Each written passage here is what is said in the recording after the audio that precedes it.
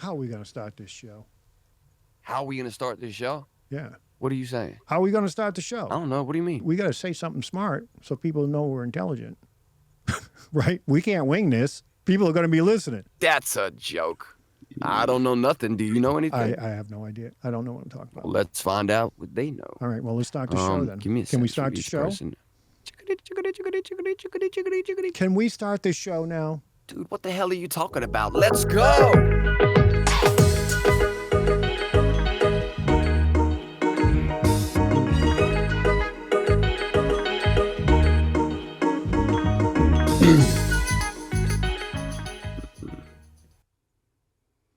Boy, you make a lot of noise. Man, I love that track. I think it's so fun. I like it too, but you do make a lot of noise in the background. Do I? I don't know what was going on in the background. It sounded like somebody was dying. I don't know. I don't know what the hell's going on. I have to clear myself ready for the show. You know, I have to clear the sinuses. You got a shirt on today. Look at you. You got a shirt on and everything. You usually, what do you mean? You usually you see my knees only. What do you mean? Man, you usually come in just a tank top. I'm trying to be more professional. Look like you just came from the gym. Oh, that's your professional look? A t-shirt? Damn. Where you been working, boy? Where you been working? Hey, man, I have the best job in the world. I get to wear shorts to work. I'm not complaining with that. I got shorts on too. Yeah. That okay, so a turtleneck, a tweed This is jacket. not a turtleneck. Dude, that's a turtleneck as long as I've seen one. That is a turtleneck. That is not a turtleneck. All the way up, but it's a turtleneck. half. It's a turtleneck that's attempting to be a full turtleneck. It's a baby turtleneck. Whatever. I don't care. I don't care. You look good, man. You look good. How are you today, Stein? I have to look good because today we got a special guest, but we'll talk about that in a minute. We'll talk about him. How are you today, anyway? Bud? I'm doing good, man. I'm doing good. You know what's been happening? Cat's been waking you up in the night? No, you woke me up this morning with that damn phone call this morning. I don't know what the hell that was. You got to remember, you're over in England and I'm not. I'm over in New England. Private messages, bro. I know what time. Look, I called you when it was 8:30 in the morning. That is perfectly reasonable time for anyone to pick up a phone. Perfectly reasonable. I guess so. I guess so. Since I don't have a job or anything, I guess that's you know, so I don't know what kind of excuse that is. So I'm going to call you whenever I want to. That's what I'll do. Well, you're lucky because I had my phone on this morning, so usually it's shut off until 10. And I got to see Stein behind the scenes. Oh yeah, man. I had my mask on that I sleep with, and you know, my beauty mask. Yeah, man. Yeah, and the shower cap. Why do you sleep in a shower cap? Because I don't want to get my hair all messy. Well, don't you sleep in a shower cap?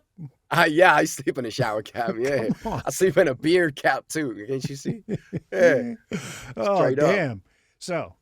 Man. We have a really special guest today. That's why I'm excited. I'm dressed up because our guest. Oh, I gotta get ready, man. This tweed jacket. This is Burberry, by the way. What are you wearing today? Now I feel underdressed for the whole occasion. I feel bad because you've dressed up so beautifully. Man, I just have a regular old black t-shirt on with cat hair on it. It's nothing spectacular, and of course shorts. So that's what I'm wearing today. We know what you're wearing, a turtleneck. We don't need to talk about that. But I will say one thing. I am super excited to speak to our guest today because I know, right? This individual he has his own YouTube channel and he is doing some fantastic things in the crypto space. And I love watching these videos. The way he articulates, the way he brings information out to his viewers. He's smooth, right? He's smooth. He's smooth. He's so smooth, and that's what I like. It's listening to him is like butter. It's just vegan butter. Of course. I think we need to change his name. I think it should just be Cool Breeze or Smooth or something like that. Yeah, Mr. Smooth. Mr. Smooth. I like that. So yeah, our guest is Jesus, how do I say it? He's collegiate. How's that? Collegiate. Is that the correct word? Are you sure you know how to spell college? I'm not even sure that's the right word. I'm not sure if that's a word that I'm supposed to be using or that's something my doctor brought up to me. The only thing we need to know is that this man will educate us today because, you know, we don't know nothing. We're not in the know. I don't know a damn thing, and that's the problem. Yeah, that's the problem find out right today. there. I don't even know why I'm doing this podcast, this interview show. I don't even know where I am right now, to be honest with you. I know there's a sun, right, and let's get our boy on, man. All let's right, get our boy all on. right. I'm excited. Our guest has a YouTube channel called Late Game Crypto, and his name is Josh, and we're going to bring him up on stage right now. There he is. What up? There he is, all the way from the sunny west coast of the United States. How are you today, Josh, man? How are you? I'm doing fantastic. I'm glad that we're able to make it work today, because normally I'm not free right around this time, but I happen to be traveling, so I was lucky that I was able to find some time to get on.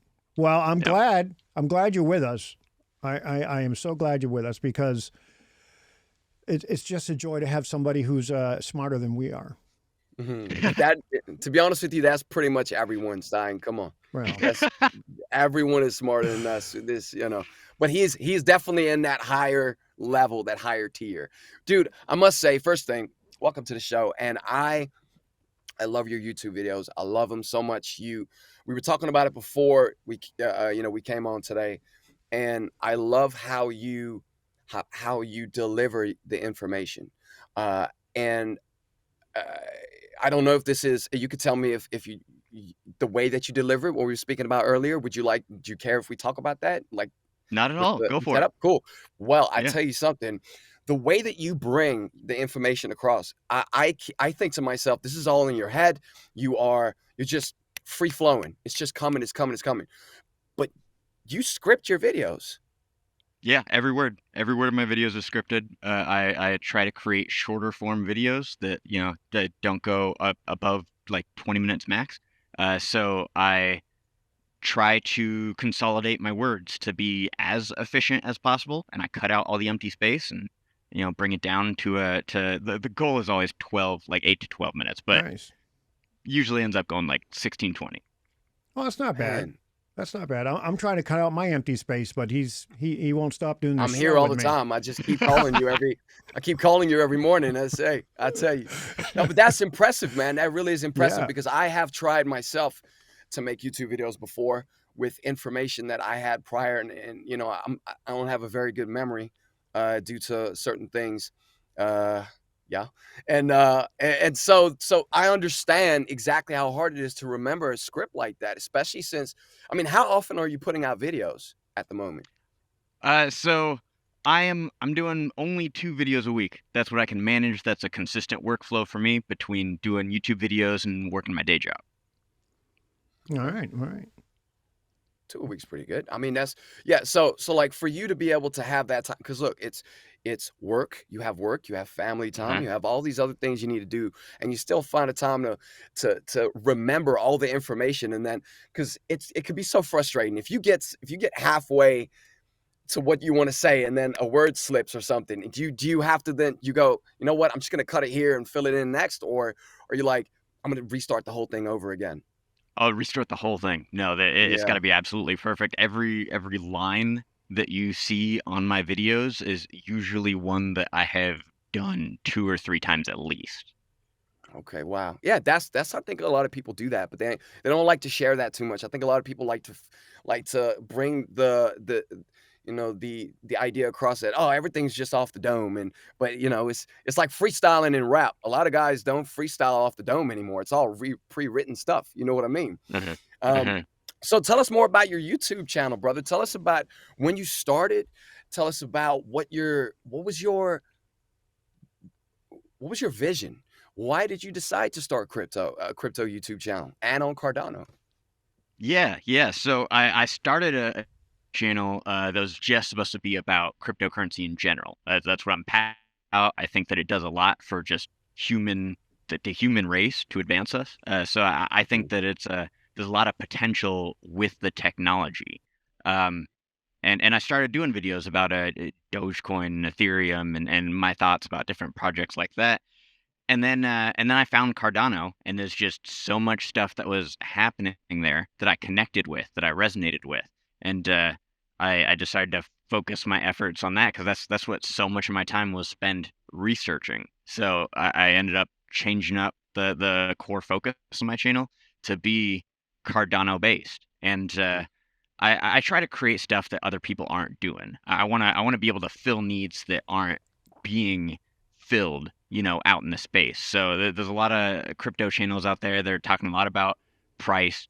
There are a lot of crypto channels out there that are talking about news and information. Those are needs that people need. Like, that's important work that people are doing, but people are already doing it, you know? So I feel like if I'm doing the same thing, I'm not providing anything new to the space. So I try to do some philosophy, ideas behind crypto. I try to break down fundamentals and talk about what kinds of things are good and why.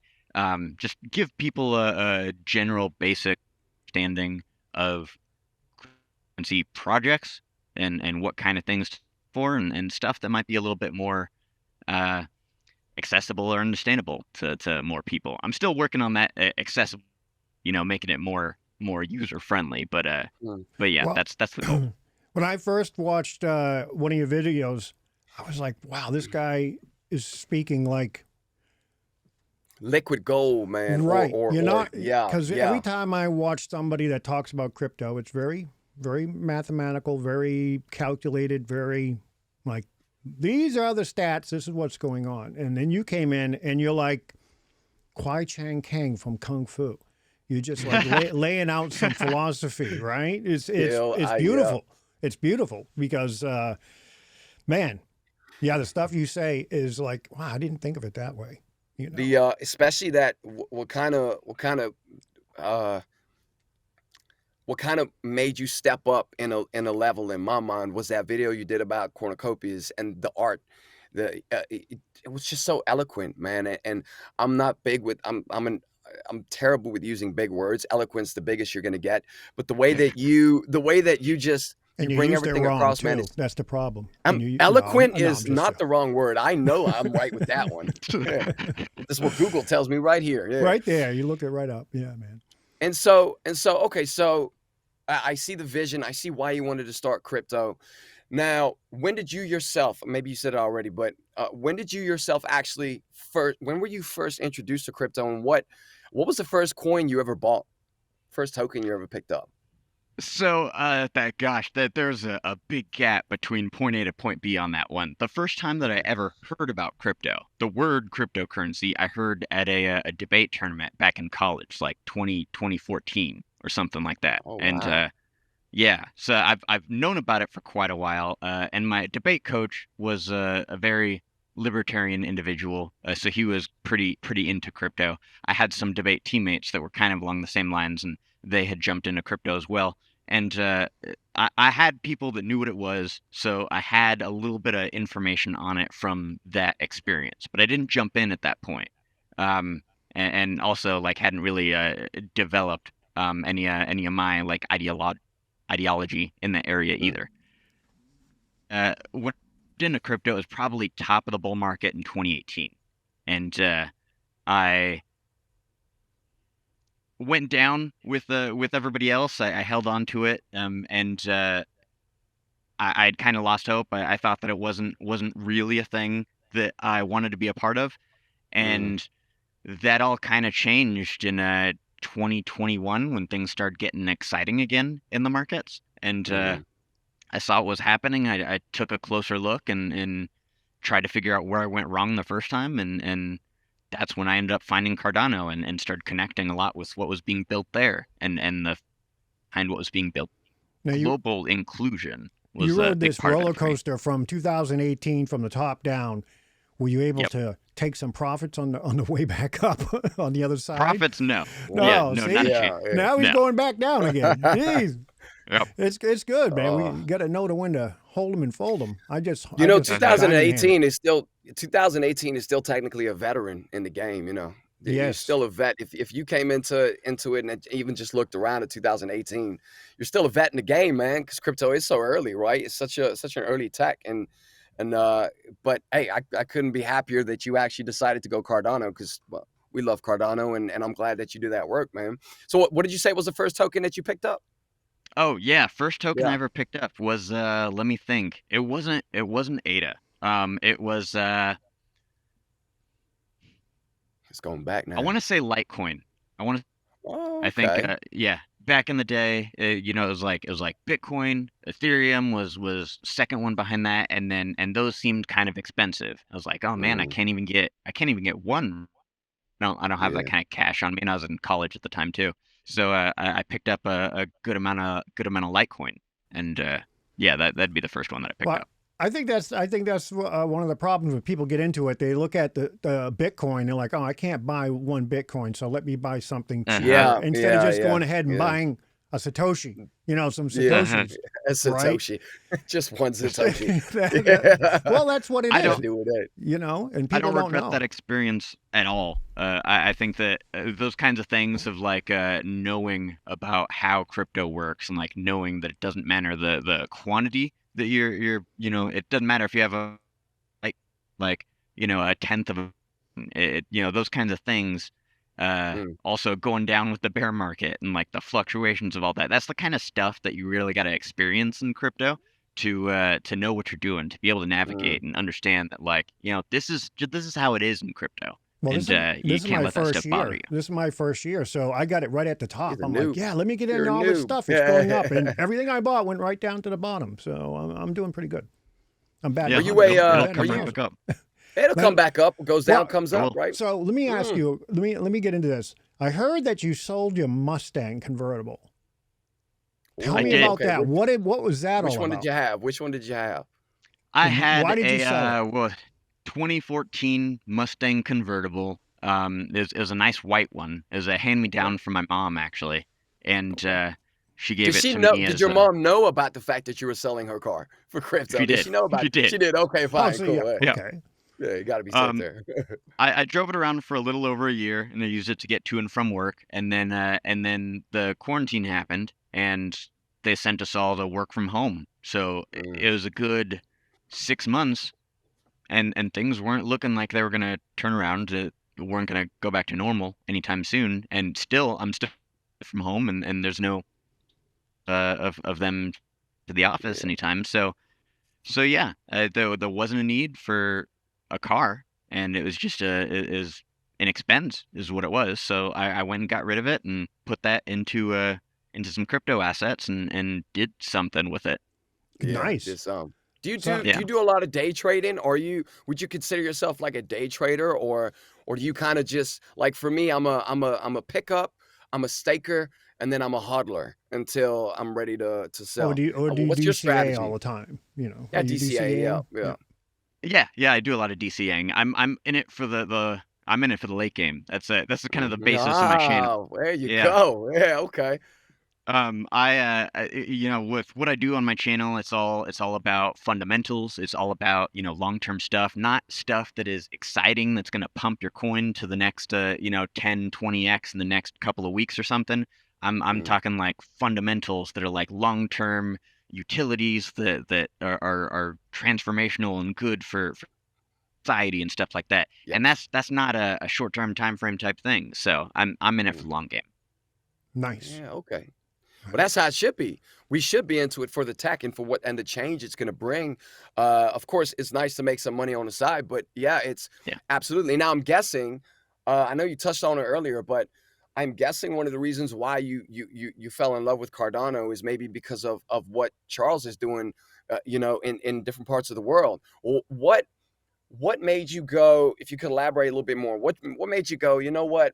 I've looked into Ethereum. I've looked into Solana. I've looked into, I don't even know who was about in 2018, but, and I've looked at all of them, but you know what? Cardano is the one I want to stick with. What was the kind of deciding factor, and why? Why did you choose Cardano?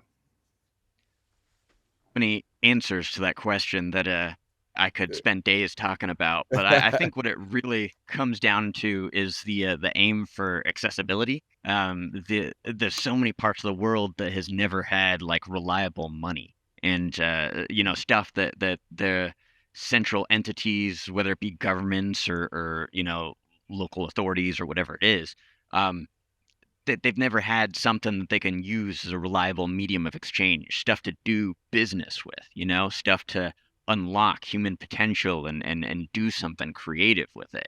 You always need a strong foundation in order to build, something. So there's so many parts of the world that haven't had that, and Cardano is it's very minded in getting this tool to the people. That's the point. And it's not about some some libertarian mission to stick it to the man, or avoid authority. Or look like Josh, you got cut off there, but you're back. Excellent. I'm back. I don't know what we were talking about, but that's okay. That's okay. Essentially, he was talking about Cardano and why he picked Cardano. All we need to know is that he's in Cardano. Good. That's good. That's good. That is good. You took that path, man. So what I want to talk to you about now is a little bit more about your videos, bro. Okay. I want to ask him a question. Go on then, man. You always got a butt in. You're always in there, man. Just like hogging the spotlight. Damn. Ooh. Let's go. Right. So you were in debating in college. I want to get to that. Yeah. Do you do anything with that now in real life? Debate is life. That's everything that I do. It's changed the way that I think. It's changed the way that I do things and the way that I make decisions and evaluate information. It's all over my videos. It's the exact method that I use to break down fundamentals, the method that I use to understand what drew me to Cardano. It's all coming down to debate. So, like, if you go to a party and somebody has a question or a problem, do they like, oh shit, here comes Josh, he's gonna freaking win this conversation? He's just gonna win this argument. Don't let him in. There's no point in arguing with him. He's gonna win. He's gonna win. Yes. Yeah, no. There's a good friend of mine. So before I transferred from community college to university, there's some buddies of mine were already out there, and they had a group together and they were living together. And there's one dude in that group that I didn't know yet, and that hadn't met me, but my friends were telling him about me, and they were telling him about how oh yeah, no, he's this debate dude that travels all around the country and goes to these debate tournaments and competes against the biggest names in the country and all that stuff, and just hyping me up. And he was afraid to meet me because he had some controversial opinions, and they butt heads a lot. And then he met me, and I'm not really a confrontational dude. I'm not somebody that's like looking out there to start fights. And people think that arguments and debate and all that stuff is all about. It's because you'll win. That's why you're not going out there. Right? The lion don't have no beef picking. That's what I'm telling you. He's like Quan Chan Kang from Kung Fu. He doesn't have to fight everybody, but he knows he can win the battle with his mind. You know what? I would actually tune in every week if you did some kind of crypto debate show where you could debate with other YouTubers and where they're talking about, oh, ETH's the best, or oh, this is the best. And I think that I'd love to see that, man. I don't know if anybody does that kind of thing. Do you know if anybody does that? I know who does that. Yeah, Rob from Digital Asset News. He's with Guy from Coin Bureau. And what's the other guy's name? I got it right here too. It's Ben from Into the Cryptoverse. Okay. Those are some great guys. Yeah, no, I love all those creators. They all do a show. Show. So okay, I'm not saying. No, actually it was on this morning, so it's on Thursdays, every Thursday. Yeah. I love Rob's show. Do you have a partner? Rob from a partner? Yeah. Are you married? Oh, am I married? Yeah. Stein, will you shut up and let this man talk? What's wrong with you? I want to know. You be quiet and let this man talk. It's not your show. It's his show today. Come on. If he's married, okay. There is no way he is winning any. This was in my head. I was thinking, is he with anybody? Because if he is, winning anything. I wonder how that goes down in the relationship with the debates and the arguments. Do you tend to debate things like, because do you go into that part of your brain when you're having a discussion about something? You go, I'm gonna bring full debate mode into this right now, or do you just go, nah, it's whatever? No, it's yes, I am married. So my wife and I, and we do get into it sometimes. But I think that my relationship there with what I bring with my debate skills in relationships with other people, or it's relationships with my wife, it's the same thing. The struggle, I think, a lot of times when people are getting into argument, they want to convince that is the case. there's something there, and I like to think that it might be the lack of being able to navigate debate and arguments and clashing thoughts and those kinds of things that makes it kind of like a power struggle type of thing, like it's a competition. And in every case, that's not what it's supposed to be. I think that debate skills and understanding argumentation, it should be about solving problems. It should be about getting down to what the best way to do things would be. And that's what I do with my wife. That's what I do with other people. That's what I try to do is just get people to, let's get down to it and figure out what we're trying to accomplish and what is the best way to go about doing so that. you don't have to win the debate. You just need to be able to converse and figure out. Well, in relationships, it's not necessarily about winning. It's not about winning. That's what he's saying. It's about coming together and fixing an issue, whether it's with because I'm married too. It's exactly the same. But for me, because I don't have those debate skills, I don't sit there and think, let's solve the issue. Emotion jumps in, and then logic goes out the window, and everyone's fighting from a place of pain, and that's how it is with in any kind of relationship. So I understand what you're saying with regards to that. Yeah. It's trying to solve the problem rather than just go. Yeah, I'm with you on that. You hit it right on the head, 100%. Now, if he can only follow his own advice. I'm not going to do it. I was going to say, hey, after this, could you just give me some pointers on how to beat? Yeah. Can you call my wife for me, please, and let her know? Yeah, man, I need to know how to do this, brother. You got to let me in on the secrets. Have you ever done any consulting work using your skills, using your debating skills? Have you ever, like, somebody said, listen, we need you to fix this problem or whatever? To do a massive debate? No way. Yeah. No, it's what a lot of my content that I've created over the years has been all about. And it's the skills that I bring to my crypto content that I do. The first YouTube channel that I did, started that almost like 10 years ago, it was about religious topics and how to engage with people that isn't so like heated and hostile. And let's just like, we don't have to come to a place where we agree. Let's just like discuss where we're coming from and figure out a way to coexist. That's all it is. And you started your new channel in March, right, of 21. So that was... about a year and a half ago. I want to say I started sometime in this May, maybe. Well, okay, all right. Your first video was 3/21. I looked it up, and it was a good video for a first video because obviously you had done YouTube before. So I was very impressed with your first video. I was like, wow, this guy is just flowing right off the cuff.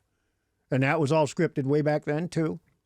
Yep. It was all scripted then, too. Yeah, it's always been the style that I create. That's not fair. Yep. That's not what's the big vision? I know, right? I don't have that brain capacity. But what's the overall vision for late game crypto? What's your vision what do you see in the future? And also what I'd like to do is I'd like to tie that into cornucopias, because we know you from cornucopias because you've done cornucopias videos on YouTube before, and we all enjoy it.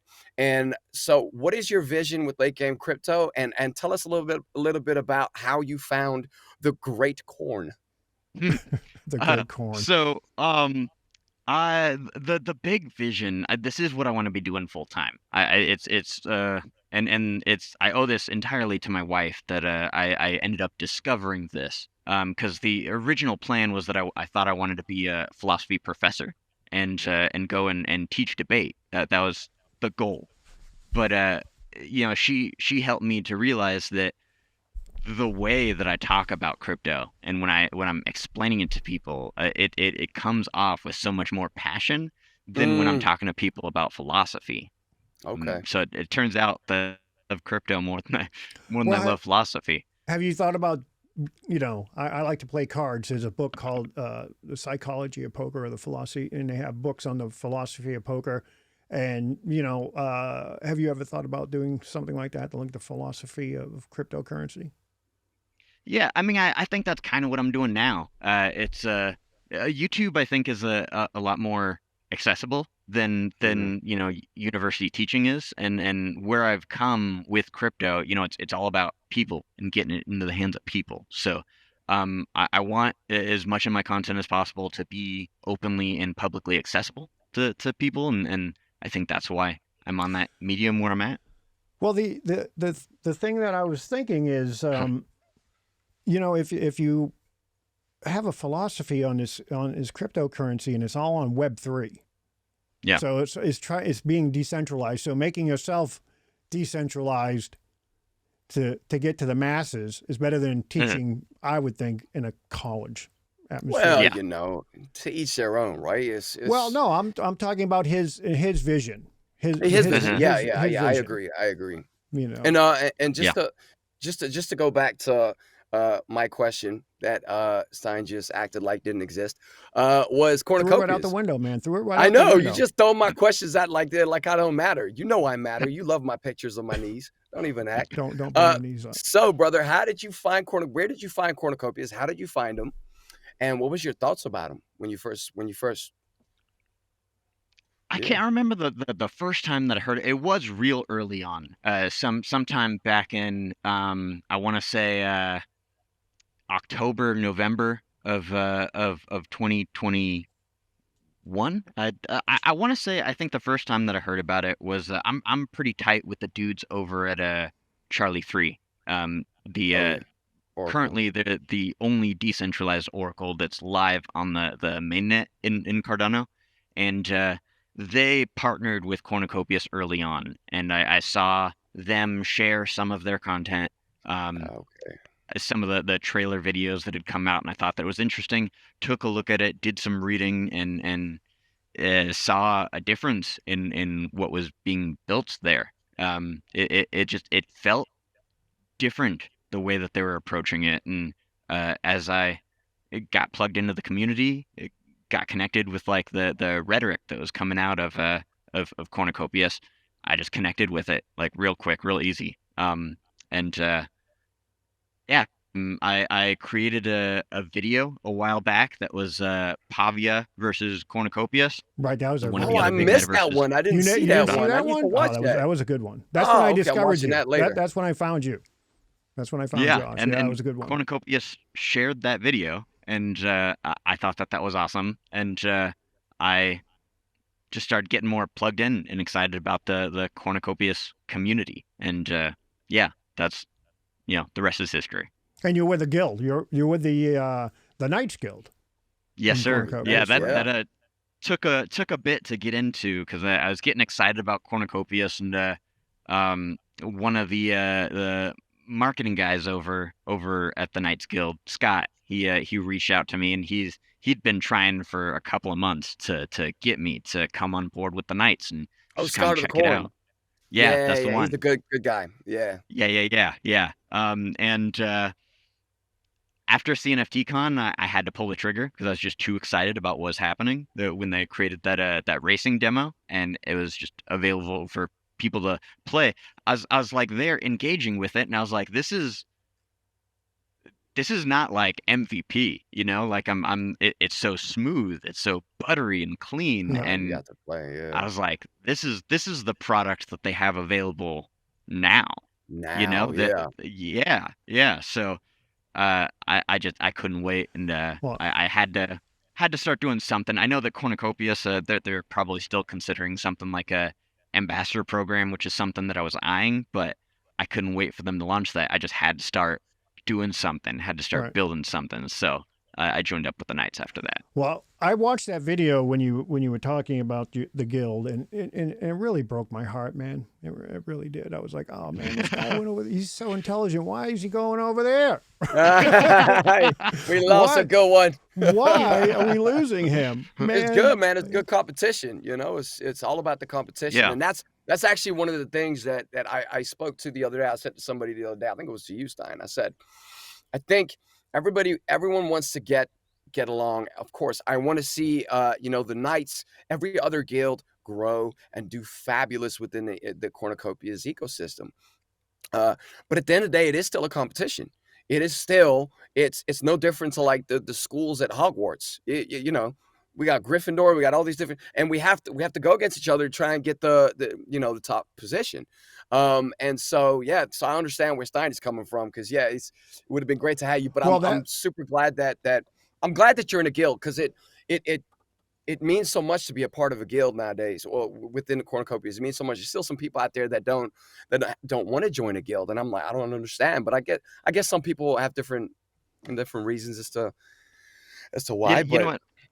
On that, that's one of the things that I love about the cornucopias community and the way guilds are building up is, just like with debate, yes, it is a competition. That you have an idea that you're trying to get to the forefront, and it's the same with business and guilds and markets, and like it doesn't mean that it has to be hostile. It doesn't mean that we have to be enemies. Yeah, the Knights and the Mafia, two biggest guilds in the cornucopias community, get along great.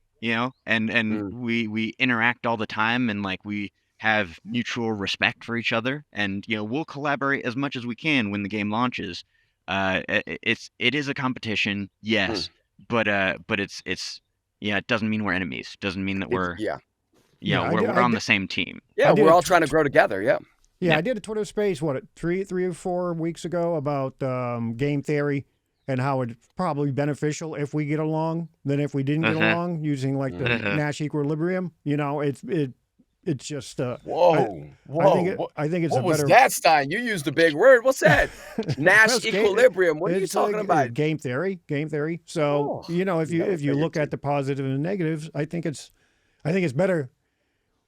We can probably do better in cornucopias if we just did our things together. Not 100%. Not as in one guild, but instead of fighting each other, I think it would probably be a better outcome for both of us, instead of one of us not making it and the other one not succeeding as much.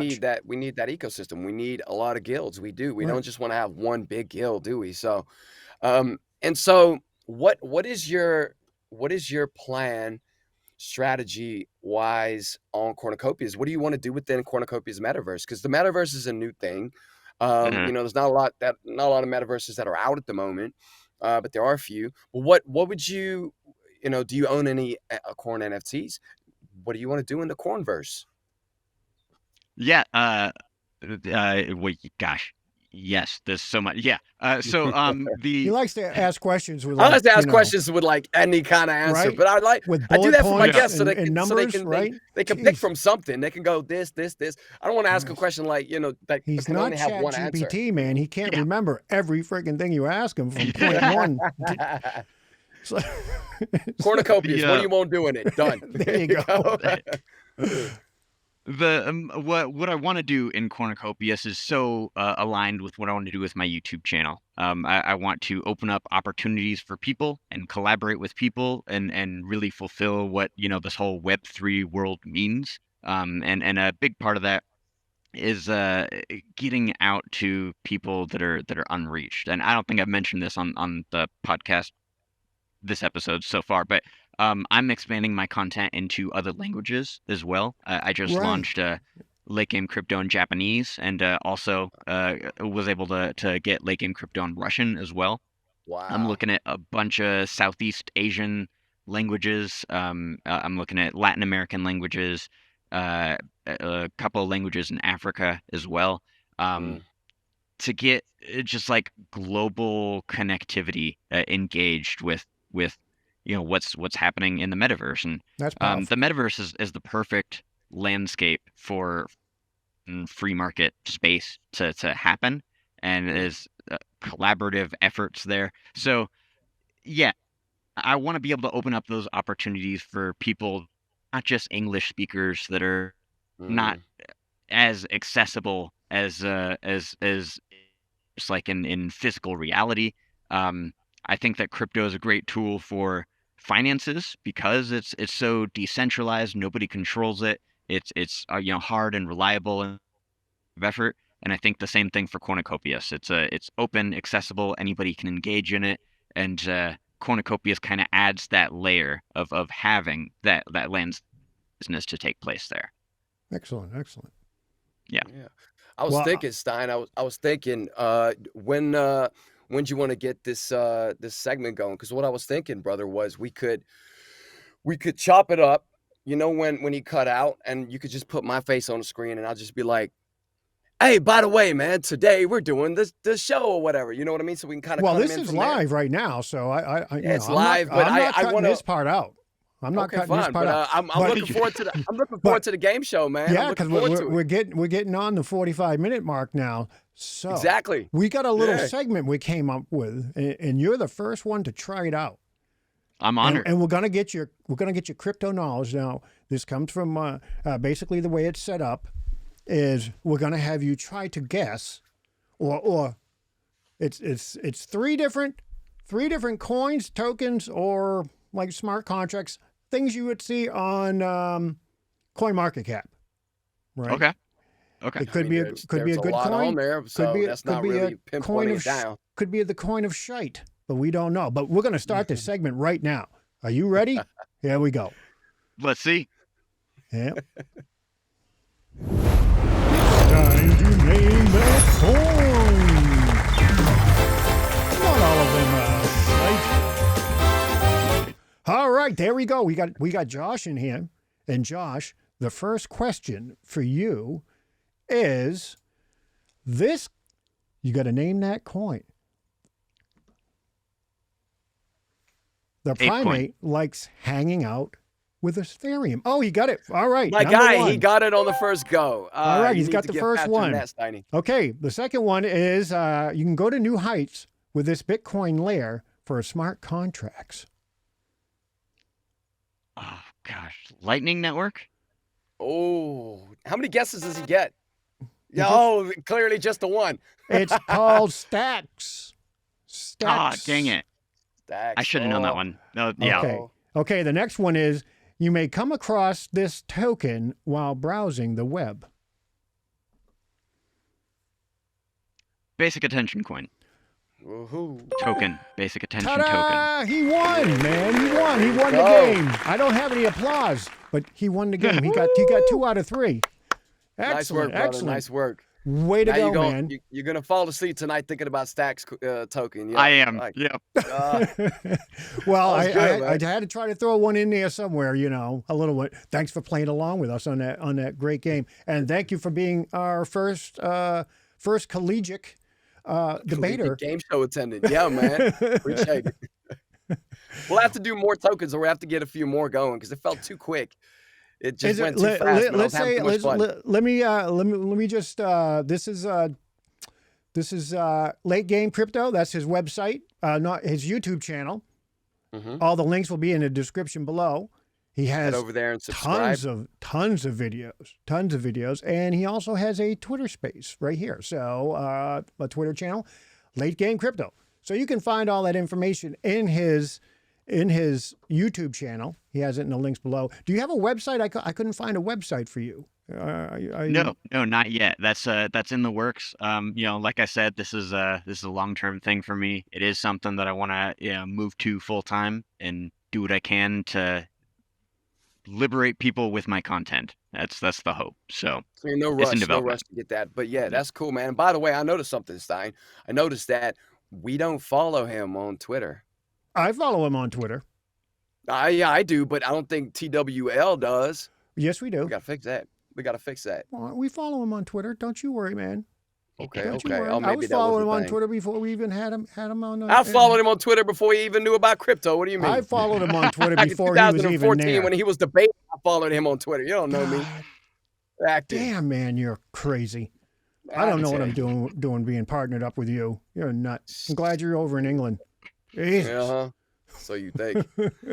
Well, Josh, you know what, man? It's been a pleasure to have you today, Josh. You're so much fun. The last time you and I spoke was on a space with the Knights.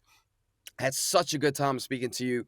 You have such a great vibe and glow around you, and I'm really grateful for what you're doing in the space, man. Definitely need to keep at it, bro. Stick around till after the show, and I got a couple things I want to talk about, and we can go from there. But thank you very much, Josh. Everybody check out his YouTube channel, Late Game Crypto, and he's on Twitter as well. You can find all the information in the links below. And until next time, adios. I'm Stein. Oh, I'm Se7en. Oh, by the way. Come on, man. You can't do the outro like that. You got to get going. Just messed up the whole outro. I wanted to say that we do have a Patreon page. It's in our links below. If anybody would like to support us on this habit, this expensive habit of ours, trying to buy equipment and all that stuff. And I also have affiliate links for all the equipment that I use to produce the show. So please check out those links. Are we ready to go? Are we ready to sign off now? We're ready to go. I'm ready to go. Are you ready to go? Josh, are you ready to go? Oh, I'm ready to go. No, I've been ready. I've been ready for like half an hour. Guys. All right, good, man. Take it easy, everybody. What a great show that was. I'm upside down, man. What's going on? Yes. What production value do I have?